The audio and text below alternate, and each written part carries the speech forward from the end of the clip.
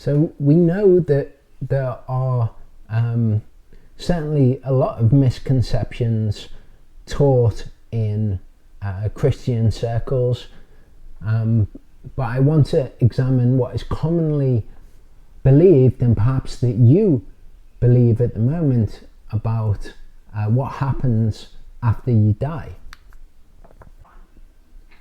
So today there are mainly three schools of thought that seem to be prevalent in debates. One view holds that the moment you die, though your body remains on earth, you either go to heaven or you go to hell until the resurrection. Another view simply holds that the moment you die, you enter into a spiritual sleep until the resurrection.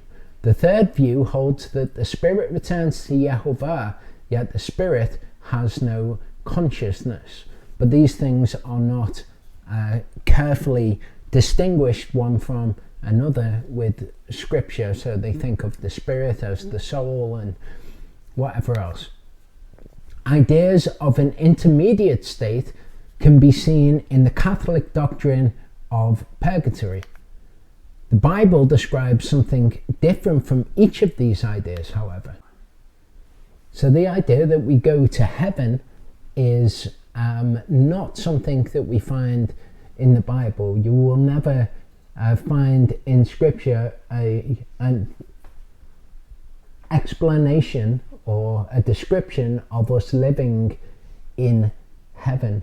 You do see people being presented as first fruits before Elohim, and people being before him in heaven at certain points, but they're certainly not living there. They are in the throne room, in the temple that is in heaven. So the idea that we live there is not scriptural. What we see instead being described is dwelling in his kingdom, and that is ultimately what will happen. The intermediate state of purgatory is not correct, but the idea of an intermediate state when one dies before we live in the kingdom, that is absolutely correct. Some people think of this as being asleep, but the word sleep, when it is used, it is figurative, it is idiomatic of one being asleep, because one will awaken. So what is described in scripture that perhaps people read and they think, well, this is when we're living in heaven, is quite different. You see, in Revelation 21, 1-4, it says, "And I saw a new heaven and a new earth, for the former heaven and the former earth had passed away, and the sea is no more." We'll come back to the sea being no more at the end of the teaching. But the new heaven and the new earth, this is when the earth is destroyed by fire. Now that is compared to when the earth was destroyed by a flood. And of course, when the earth was destroyed by a flood, it wasn't that the earth completely ceased to be and then there was another earth after the earth had been destroyed. And it's the same when the earth is destroyed by fire at the time of the end. All sinners and causes of sin will be removed, and only that which is founded on the truth will be in the new heavens and the new earth. Everything will be made new, but it won't be that the old heaven and the old earth blink out of existence and then a new one come into existence. That's another false idea. But the former heaven in its former state, the former earth, will pass away. All things will be made new by fire. And I, Yochanan, saw the set apart city, New Jerusalem, New Yerushalayim, coming down out of the heaven from Elohim, prepared as a bride adorned for her husband. That's it's a simile that's used there. It's like a bride prepared for her husband. It's not saying that the New Jerusalem itself is the bride that is going to marry Elohim, because the New Jerusalem is of course a place. Now, I can well see from scripture that it is possible that those who are the bride of Elohim are coming down from heaven in New Jerusalem at this time, not because they've been living there, but simply because they were presented before Elohim in the throne room. So it's possible that the actual bride is in New Jerusalem, but it's not actually important, because it's saying, look, it's like a bride coming down, prepared for her husband, or adorned for her husband. But New Jerusalem, a place, will come down from heaven to be on the earth, and this is where we will dwell. We don't dwell in heaven, we dwell in New Jerusalem. As I say, there is an intermediate state that we will get to, but that is not heaven. And I heard a loud voice from the heavens saying, see, the tabernacle of Elohim is with men, and he shall dwell with them, and they shall be his people, and Elohim himself will be with them and be their Elohim. So when we are in the New Jerusalem, the tabernacle of Elohim will be among us. Our bodies are spoken of as tabernacles. So the tabernacle of Elohim is Yeshua. He himself will be with them, and he will be their Elohim. Yeshua is going to reign on the earth from New Jerusalem. Elohim shall wipe away every tear from their eyes, and there shall be no more death, nor mourning, nor crying, and there shall be no more pain, for the former matters have passed away.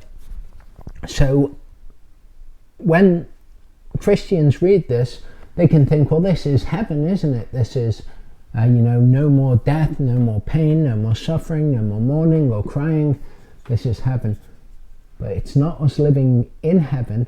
It's New Jerusalem coming down to be on the earth, Yeshua reigning among men, thereby Elohim being with men in their midst, and he will be their Elohim. Revelation 21 verse 21 is interesting, the continuation of this description of New Jerusalem. It says, the 12 gates were 12 pearls, each one of the gates was a single pearl. And we know that in the Christian understanding of things, there is the idea of the pearly gates, entering in through the pearly gates into heaven. Actually, entering in through the pearly gates will lead you into New Jerusalem, which is on the earth. So they are the places where certain misunderstandings come from regarding heaven. But what about hell? So the origins of hell, it's a name taken from Norse paganism. Their version of the underworld is called hell. In Norse mythology, hell, originally thought to have been called Halja, is a being who presides over a realm of the same name, where she receives a portion of the dead. Hell is referred to as the daughter of Loki, and to go to hell is to die. In the Prosa Edda book Gylfaginning, hell is described as having been appointed by the god Odin as a ruler of a realm of the same name located in Niflheim. In Norse mythology, hell rules over vast mansions with many servants in her underworld realm and plays a key role in the attempted resurrection of the god Balder. So you can kind of see in that narrative the origins of this idea of the devil being the ruler of hell, of the devil dwelling in hell and presiding over it, which is not actually something we see anywhere in the scriptures. The devil is the tempter.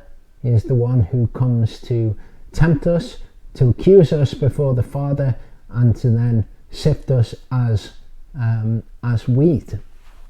But here, this being hell, ruling over the underworld, also called hell, is very similar to that idea. This idea of an underworld realm is something which is kind of similar to what the scriptures teach. Okay, Sheol is the underworld realm, but often, as we will see, the word Sheol is translated as hell, but it's this concept that men have gotten and have injected into the scriptures. This is what John Calvin had to say about the concept of life after death. He said, "Moreover, to pry curiously into their intermediate state is neither lawful nor expedient. Many greatly torment themselves with discussing what place they occupy and whether or not they already enjoy celestial glory. It is foolish and rash to inquire into hidden things, farther than God permits us to know. Scripture, after telling that Christ is present with them and receives them into paradise, and that they are confronted while the souls of the reprobate suffer the torments which they have merited, goes no further. What teacher or doctor will reveal to us what God has concealed?" And I would agree with the idea that we should not pry into these things any further than God has permitted us to know. But praise be to Elohim, he has permitted us to know much more than John Calvin imagined him to have permitted us to see. He didn't see it, but now we will look and we will be able to see exactly what the scriptures describe. So the concept of hell, okay, what we have written as hell in our English translations actually comes from 4 different concepts that we see in the scriptures. Okay, the words will be Sheol, Hades, Tartarus, and Gehenna. Okay, all 4 of those words are distinct from one another conceptually, and yet they are all translated as hell in most English translations. So in Numbers 19 verse 16 it says, "Anyone in the open field who touches someone slain by a sword or who has died, or a bone of a man or a grave is unclean for 7 days." Grave is also how Sheol is translated. We'll see it in a few places as we go through. The idea of the grave being Sheol, though, is confusing. There is a Hebrew word for grave, as in a place where one is buried, and that is kever. Sheol is different. Being laid in Sheol is being different to being laid in a kever. We also see here, "You shall bury me in the grave," and that is kever. "Like sheep they shall be laid in the grave," we read in Psalm 49, but the actual word there is Sheol. "Death shall shepherd them, and the upright rule over them in the morning, and their form is consumed in hell."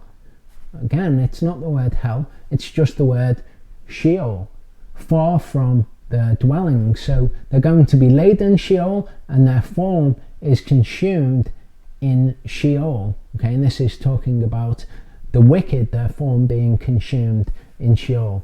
We know that it is one soul that goes to Sheol, and that is what is consumed in Sheol, the second death. We'll get round to that. Ezekiel 32, 26 to 27 says, "These are Meshech and Tuval and all her crowd with all their kevers, or their graves. Around it all of them uncircumcised, slain by the sword, because they instilled fear in the land of the living. And they shall not lie with the mighty who are fallen of the uncircumcised, who have gone down to Sheol with their battle gear." So here we see the word hell being used here with this concept of they are laid in their graves. And so you can understand why people confuse Sheol with the grave sometimes. Hell is the most common way that Sheol is translated, but in the same translations you'll sometimes have it as the grave and you'll sometimes have it as hell, and neither of those concepts are correct. Sheol is the abode of the dead, but it is not hell where they are tormented as perhaps our conceptions of hell might be. Psalm 6:4-5 says, "Return, O Yehovah, rescue my soul. O save me for your kindness' sake. For in death there is no remembrance of you. Who gives you thanks in Sheol?" 1 Samuel 2:6, Yehovah puts to death and makes alive. He brings down to the grave. No, he brings down to Sheol, which is under the earth according to scripture, and he raises up. Isaiah 14:9-6 says, "Hell from beneath is excited about you." It's Sheol is excited about you. And from this we can see that Sheol is not a place where the souls of men are unconscious. We also learn that from Yeshua, but we'll get to that at the end of the video. But Sheol is not a place where men are sleeping unconscious. They are sleeping as in they are about to awake, certainly. But just as when we sleep, we dream, we have consciousness while we are asleep, just of a different sort. When we sleep, as in when we're dead, we will be conscious in Sheol. So Sheol from beneath is excited about you to meet you at your coming. It stirs up the dead for you. All the chief ones of the earth, it is raised up from their thrones, all the kings of the nations. All of them respond and say, okay, so they are conscious. They're being described here anyway as conscious. "Have you also become as weak as we? Have you become like us? Your arrogance has been brought down to Sheol, and the sound of your stringed instruments, the maggot is spread under you, and worms cover you. How you have fallen from the heavens, O Halel, son of the morning." In most English translations, what you will have written there is Lucifer, son of the morning, but it's translated from this word Halel, because Lucifer is not Hasatan. Lucifer is not Satan. It is in the conception of things as we commonly have them in society, where hell is mistaught and the devil rules over hell and Lucifer is the devil. But the one place in scripture where the word Lucifer appears is actually a translation of the word Halel. "You have been cut down to the ground, you who laid low the nations. For you have said in your heart, let me go up to the heavens, let me raise my throne above the stars of Ale, and let me sit in the mount of appointment on the sides of the north." Because people think when the word Lucifer is used here that it's talking about the devil, this is partly where men get the idea that the devil's in some kind of contest against Yehovah, when actually he is a creation of Yehovah that Yehovah uses to tempt men. He's not trying to establish himself above Yehovah. We are told earlier in this passage who is being addressed here, and it is not Satan. Halel is this person. That you shall take up this proverb against the king of Bavel, be that spiritual, the king over that tract of land, or be that the actual physical king of Bavel. I think it is the spiritual entity, Halel, that is being referred to here as the king of Bavel. But it is not Hasatan, it's the king of Babylon which is being spoken to here. And it continues, "Let me go up above the height of the clouds, let me be like the Most High."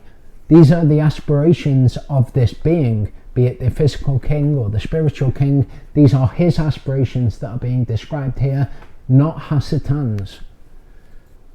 "But you are brought down to Sheol, to the sides of the pit. Those who see you stare at you and ponder over you, saying, is this the man who made the earth tremble, who shook kingdoms?" And when the man is used, man can be angel and it can be men, Adam, the sons of Adam. But we also see angels referred to as men. In Deuteronomy 32 verse 22 it says, "For a fire was kindled in my wrath and burns to the bottom of hell," in most translations Sheol in actuality, "and consumes the earth and its increase, and sets on fire the foundations of mountains." Okay, that's what is set on fire. Burns to the bottom of Sheol, the foundations of the mountains. And everywhere we read of Sheol in scripture, it is described as being under the earth. Job, this is one of Job's friends, he says, "It is higher than the heavens, what would you do? Deeper than Sheol, what would you know?" So we have the heavens being described as the extremity of height, and Sheol being described as the extremity of depth. And this is common. Amos 9 verse 2 says, "If they dig into Sheol, from there my hand does take them, and if they climb up to the heavens, from there I bring them down." So again, digging into Sheol as low as you can go, climbing to the heavens as high as you can go. From either place they will not escape Yehovah.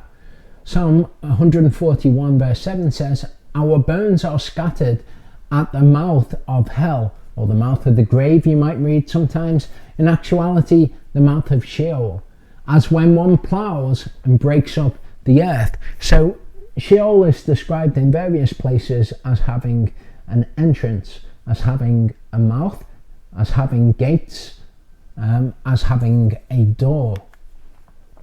Psalm 139 verse 8 says, "If I go up to the heavens, you are there. If I make my bed in Sheol, see, you are there." Again, the extremities of height and depth. Proverbs 9 verse 18 says, "What he does not know that the dead are there, her guests are in the depths of Sheol," the depths of Sheol. "For your kindness is great toward me, and you have delivered my soul from the depths of Sheol." And this is true of all those who are Yehovah's elect. This is what he has done for us. He has rescued our souls from Sheol, because those who suffer the second death do not have their souls rescued from Sheol. Their souls are in fact destroyed. 2 Samuel 12 verse 23 says, "But now he is dead, why should I fast?" This is King David when his son dies. He says, "Am I able to bring him back again? I am going to him, but he does not return to me." So he says, "I'm going to where my son is." So he is going to die. He is going to Sheol, but his son cannot return from Sheol to the earth. Genesis 37 verse 35, when Yaakov's sons bring him the news, or the perceived news, of Joseph's death, it says, "All his sons and all his daughters arose to comfort him, but he refused to be comforted, and he said, 'Now let me go down into the grave.'" Okay, actually, let me go down into Sheol. We get so much more when we appreciate what Sheol is, what Jacob is actually saying. "Let me go down into Sheol to my son." So Jacob knows and perceives that when he dies, he will go to where Joseph is. He will go to Sheol. "To my son in mourning," so his father wept for him. In Acts 2 verse 27, we see another one of these words which is translated as hell.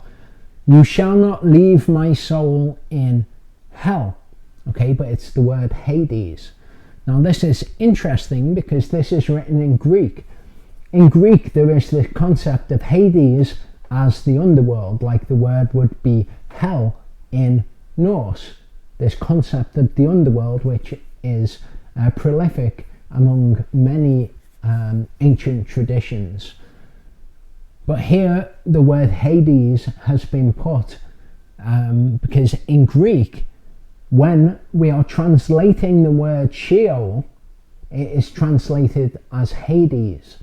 We know that because this verse is actually quoting from the Tanakh, and in the Tanakh, where this word is used, it is not Hades, of course, being Greek. It is from Psalm 16 verse 10, you do not leave my soul in Sheol. So we see every time Sheol is translated into Greek, it's translated as Hades. In the Septuagint, when the word is Sheol in Hebrew, it is Hades in Greek. So Sheol and Hades, they're both the same thing. Neither of them are our English conception of hell, however. They are the Hebrew conception of Sheol, the underworld, the place where one's soul goes to, hopefully not to be left. 1 Corinthians 15:55 says, O death, where is your sting? O hell, where is your overcoming? Okay, Hades, where is your overcoming? Taken from passages like this. From the power of Sheol I ransom them, from death I redeem them. Where is your plague, O death? Where is your destruction, O Sheol? So in Greek, Hades; in Hebrew, the word there is Sheol. We also have this, Matthew 16:18. And I also say to you that you are Kepha, Peter, and on this rock I shall build my assembly, and the gates of hell shall not overcome it.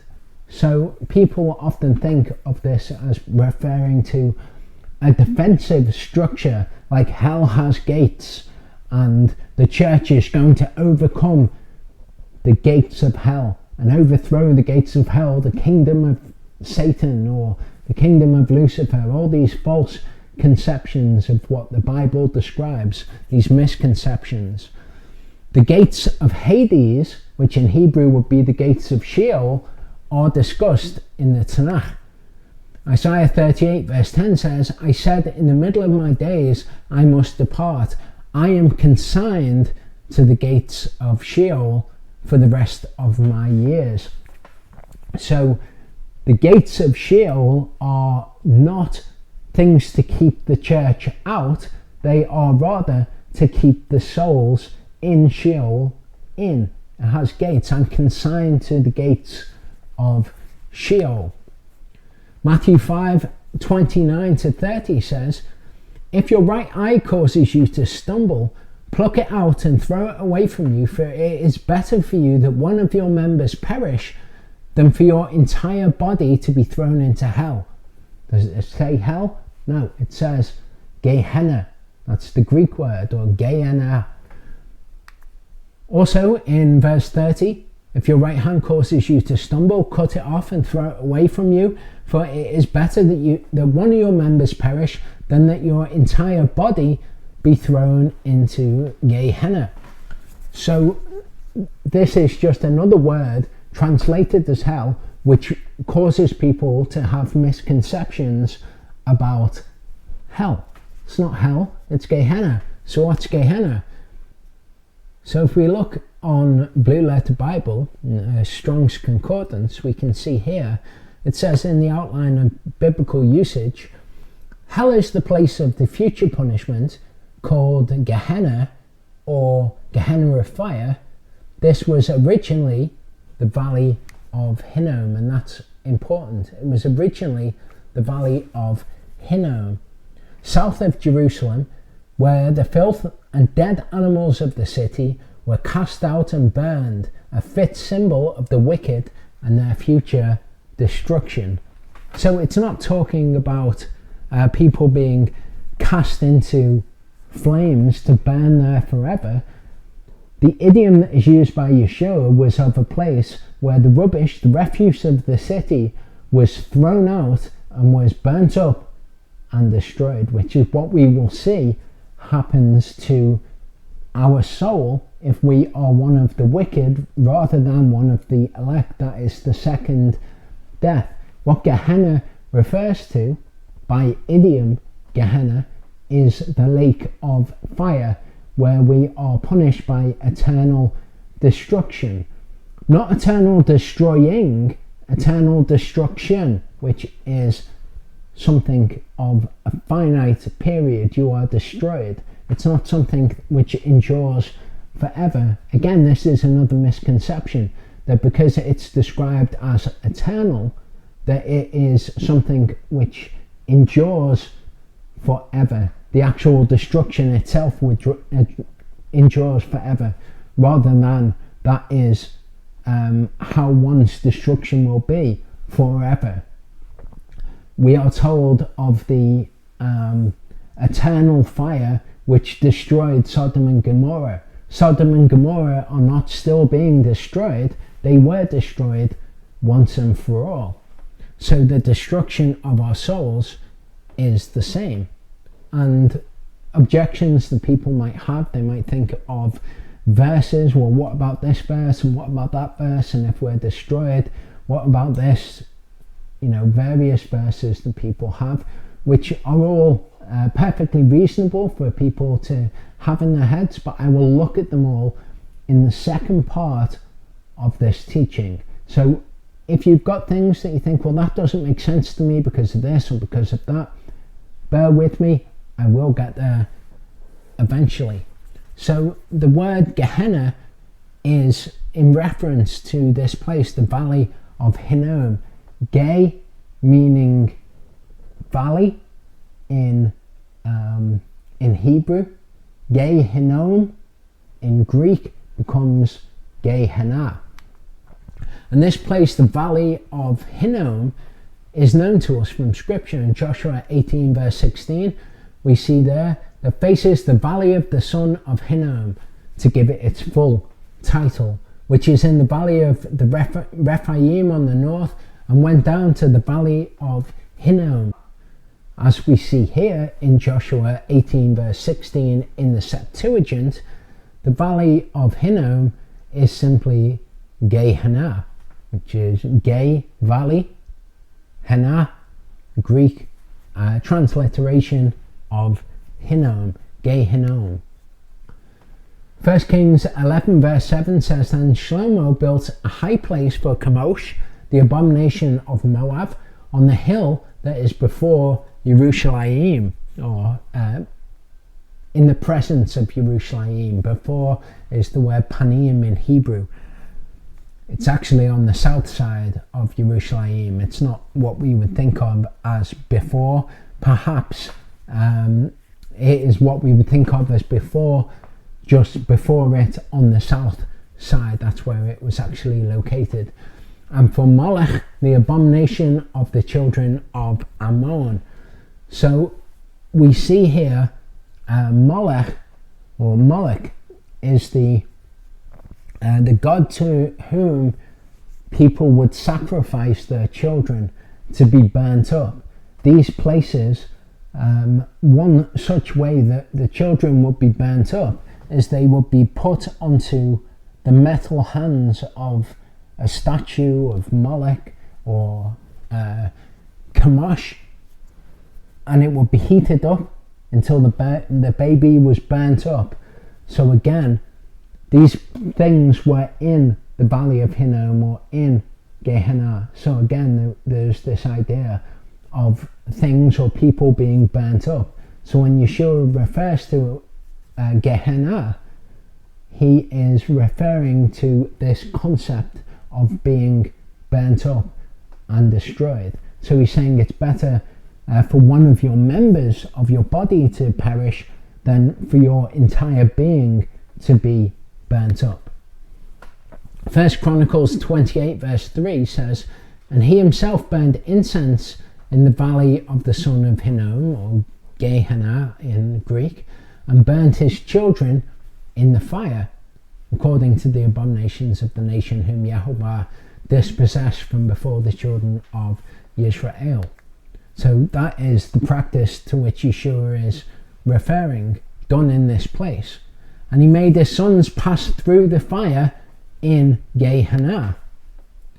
Jeremiah 7 verse 32 also makes reference to this place. It says, Therefore, see, the days are coming, declares Jehovah, when it shall no longer be called Topheth or Gehenna, but the valley of slaughter, for they shall bury in Topheth until no room is left. So this is very much the idea of this place, which when Yeshua's words are recorded in Greek are referred to as Gehenna. If he were recorded, his words which he spoke in Hebrew were recorded, then he would be saying Gehinnom, the valley of the son of Hinnom, or the valley of Hinnom. He'd be saying it's better for one of your members to perish than for your entire body to be cast into the valley of Hinnom. 2 Kings 23 verse 10, and he defiled Topheth, which is in the valley of the son of Hinnom, or in Gehenna, so that no man could make his son or his daughter pass through the fire to Moloch. In Matthew 10:28 we see this word used as well, and now that we understand what Gehenna actually is, that it isn't hell, then we can extract a lot more meaning from this verse. It says, and do not fear those who kill the body, but are unable to kill the soul, but rather fear him who is able to destroy both soul and body in Gehenna. So we see here that the destruction of the soul in Gehenna, which is this place where things are burnt up, is what the second death actually is. We saw before that the lake of fire is the second death. Gehenna is an idiom which is being used for the lake of fire, the place where not only one's body being dead, but one's soul is destroyed. The second death in Gehenna. So do not fear those who can bring about the first death, but are unable to bring about the second death. Rather fear him who can bring about the first and second death. Luke 12 verse 5, but I shall show you whom you should fear. Fear the one who after killing possesses authority to cast into Gehenna. Yes, I say to you, fear him. So again, that is Yehovah, he who has the authority to cast one into Gehenna, into the lake of fire, for the second death, the destruction of the soul. In Matthew 23 verse 33 it says, serpents, brood of adders, how would you escape the judgment of Gehenna? Not the judgment of hell, the judgment of the idiom Gehenna, the judgment of the lake of fire, if you like. In 2 Peter 2 verse 4 we see the fourth word, which is translated as hell, but is a distinct concept. It says, for if Elohim did not spare the angels who sinned, but sent them to hell, sent them to Tartarus, and delivered them into chains of darkness to be kept for judgment. Okay, so what is Tartarus? If we look on Blue Letter Bible, for Tartarus, we see it says, in this little passage of text, which is written by somebody, it says the name of the subterranean region, doleful and dark, regarded by the ancient Greeks as the abode of the wicked dead, where they suffer punishment for their evil deeds. It answers to Gehenna of the Jews. Now that is not actually correct, as we've seen. Gehenna is just the valley of Hinnom. Yeshua uses it as an idiom. Tartarus is not the Greek word for Gehenna. Gehenna is the Greek word for Gehenna. Tartarus is something distinct. As we've seen, the Greek word which is used can refer to a Hebrew concept, just as Hades is the closest word to Sheol. Tartarus is the closest word, the Greek concept of another concept. If we read from Wikipedia, we see some more information about how the Greeks perceived Tartarus. Hades was the underworld, so it's the closest to Sheol. How did they perceive Tartarus? It says, as for the place, Hesiod asserts that a bronze anvil falling from heaven would fall 9 days before it reached the earth. The anvil would take 9 more days to fall from earth to Tartarus. In the Iliad, Zeus asserts that Tartarus is as far beneath Hades as heaven is above earth. So if that's their conception, then it would be as far below Sheol as heaven is above the earth. That greater distance below Sheol. So I don't know what the Hebrew word would be for Tartarus, but this is the concept which is being conveyed by the use of the word Tartarus. It's not going to be exactly the same as the Greek conception, but it is not Sheol, it is not Hades, it is this place which is conceived as far below Hades or Sheol as heaven is above the earth.